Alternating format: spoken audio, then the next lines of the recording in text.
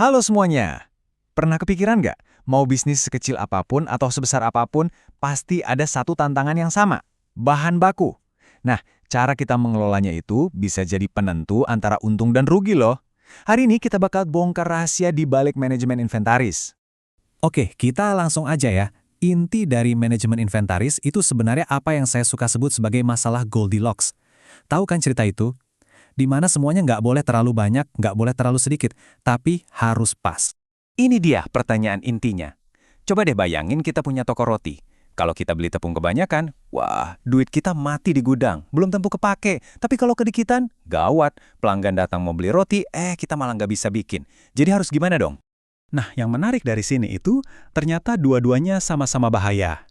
Di satu sisi, kalau stok numpuk, yaitu tadi, duit kita beku di dalam barang, kita harus bayar sewa gudang, belum lagi ada risiko barangnya rusak atau kadaluarsa.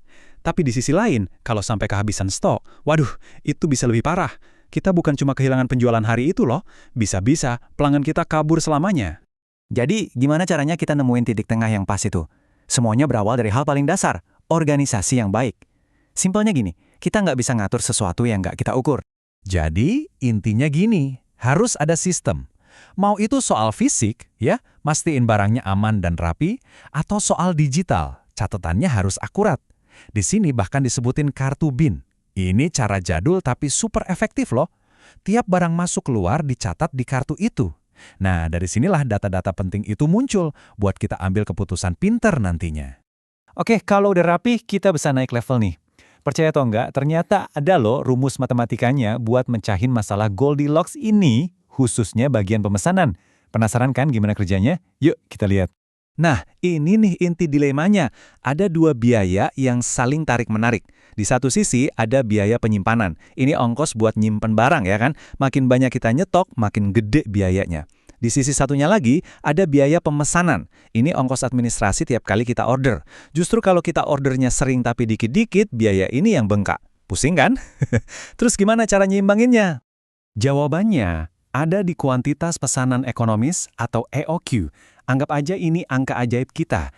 Ini adalah formula yang bisa ngitung titik paling pas di mana total gabungan dari kedua biaya yang saling bersaing tadi jadi paling-paling minimal. Inilah cara paling efisien. Teori doang gak asik ya. Biar lebih kebayang, yuk kita lihat studi kasus nyata dari sumber kita. Ini bakal nunjukin seberapa dahsyatnya rumus EOQ ini kalau diterapkan. Kenalan nih sama Tom Jones. Dia butuh bahan baku banyak banget tiap tahun. Cara dia sekarang, pesen dalam jumlah gede, 2.500 kilo sekali order. Kedengarannya efisien kan? Pesan sekali banyak biar nggak repot. Yakin? Dengan caranya yang sekarang, total biaya tahunan Tom, ingat ya, ini gabungan biaya simpan dan biaya pesan, itu mencapai 18.456 pound. Coba ingat-ingat angka ini. Ini kondisi sebelumnya.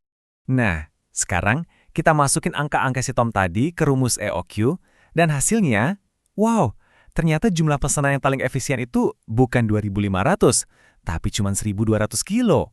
Kurang dari setengahnya loh. Terus dampaknya ke total biaya gimana? Dengan ganti ke pesanan yang lebih kecil tapi lebih sering ini, total biaya tahunannya langsung anjlok jadi 14.400 pound. Jauh banget bedanya.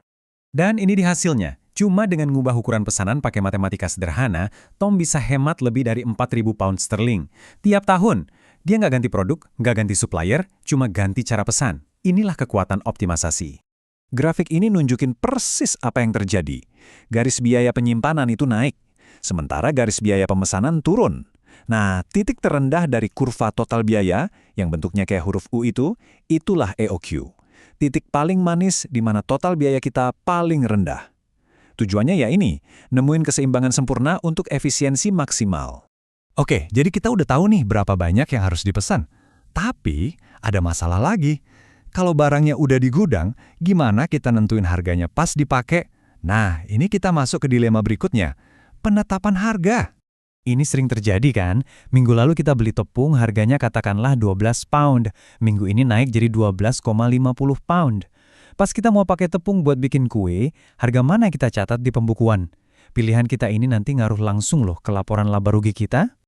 Biasanya ada dua metode utama buat ngatasin ini. FIFO dan LIFO. FIFO itu first in, first out. Artinya yang pertama masuk, itu yang pertama keluar. Anggap aja kayak kita ambil susu di supermarket, pasti ambil yang paling depan kan? Nah, kalau LIFO, last in, first out, kebalikannya. Yang terakhir masuk, malah itu yang pertama keluar. Kayak kita ambil piring dari tumpukan, pasti ambil yang paling atas. Pentingnya, ini cuma metode akuntansi, bukan berarti kita beneran ngambil barangnya begitu. Tapi pilihannya ini punya dampak beda banget ke laporan keuangan. Oke, kita lihat contohnya ya. Misal kita jual 500 unit. Pakai metode FIFO, kita keluarkan dulu 300 unit dari stok awal yang harganya lebih murah, yaitu 12 pon. Sisanya, 200 unit kita ambil dari pembelian yang lebih baru, seharga 12 pon 50. Jadi, total harga pokok penjualan kita adalah 6.100 pound. Sekarang coba kita pakai LIFO untuk penjualan yang persis sama.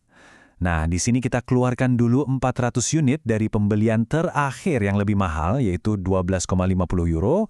Sisanya 100 unit baru kita ambil dari stok awal. Tiba-tiba total harga pokok penjualan kita jadi 6.200 euro.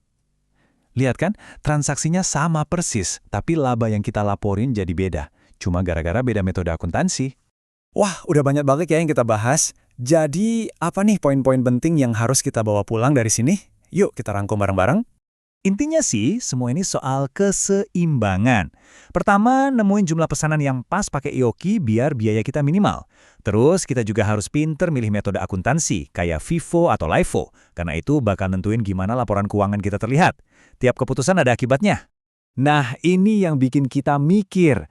Konsep-konsep ini kan fundamental banget ya, tapi di dunia sekarang yang serba on demand, ada manufaktur just in time di mana perusahaan maunya nggak punya stok sama sekali, gimana ya cara kita menerapkan prinsip keseimbangan ini? Nah, itu pertanyaan bagus buat kita renungkan. Terima kasih sudah menyimak.